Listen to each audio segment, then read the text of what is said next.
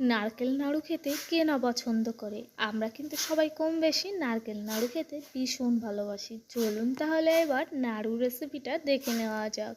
প্রথমেই একটা বড় সাইজের নারকেল নিয়ে নিচ্ছি, আর নারকেলটাকে জল বার করে মাঝ বরাবর কেটে নেব। আর সত্যি বলতেই নাড়ু আমার খেতে ভীষণ ভালো লাগে, আর আমার বাড়ির সবাই ভীষণ পছন্দ করে। তাই সবার আবদার রাখতেই ঝটপট আজকে নারকেলের নাড়ু বানিয়ে নেব। নারকেলটাকে আমি কেটে নিয়েছি, কেটে ছোট ছোট টুকরো করে নিয়েছি।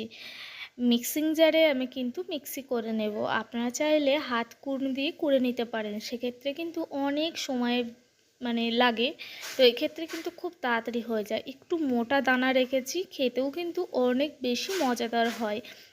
খুব একটা যে টেস্ট খারাপ হয় তা কিন্তু নয়। চলুন আমার এবার কড়াইতে প্রথমেই চিনিটা দিয়ে দিচ্ছি। চিনিটা দিয়ে এখানে ক্যারামেল করে নেব।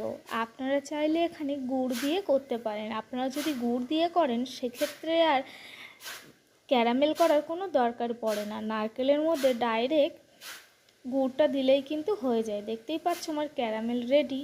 এবার এর মধ্যে অ্যাড করে দিচ্ছি নারকেল, দিয়ে 4 থেকে 5 মিনিট ভালোভাবে রান্না করে নেব। রান্না করার এক পর্যায়ে দেখব এরকম হয়ে গেছে, তখন বুঝতে হবে যে আমার নারকেল নাড়ুটা একদম রেডি। আর নাড়ুটাকে হাত দিলেই যখন তেল ছাড়বে তখন বুঝে নিতে হবে যে একদম সুন্দরভাবে রান্না হয়ে গেছে। চলুন তাহলে এবার নাড়ু করে নেওয়া যাক।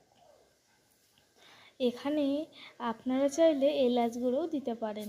আমি কোনো কিছুই দেইনি, খালি নারকেলটাকে ভালোভাবে গোল করে নিচ্ছি। অনেকেই দেখেছি এর মধ্যে ময়দা অ্যাড করতে যাতে ভালো আটা হয়, কিন্তু টেস্ট কিন্তু অত ভালো আসে না, ওই কারণে দিলাম না। আপনারা চাইলে এখানে দিতে পারেন। চলুন একে একে এবার নাড়ুগুলো বানিয়ে নেওয়া যাক। যখন নাড়ুগুলো বানাচ্ছিলাম তখন আমার বারবার নিজেরই মনে হচ্ছে একটা খেয়ে নিই, কিন্তু আমার যে গোপোষণার ভোগ দিতে হবে ওই কারণে আমি আর এটো করলাম না। যাই হোক, এবার বাটির মধ্যে ভরে নিয়েছি। কেমন হয়েছে আমার এই নারকেল নাড়ুটা অবশ্যই কিন্তু জানিও। আর যদি ভালো লেগে থাকে অবশ্যই ইউটিউব চ্যানেলটা একটা সাবস্ক্রাইব করে পাশে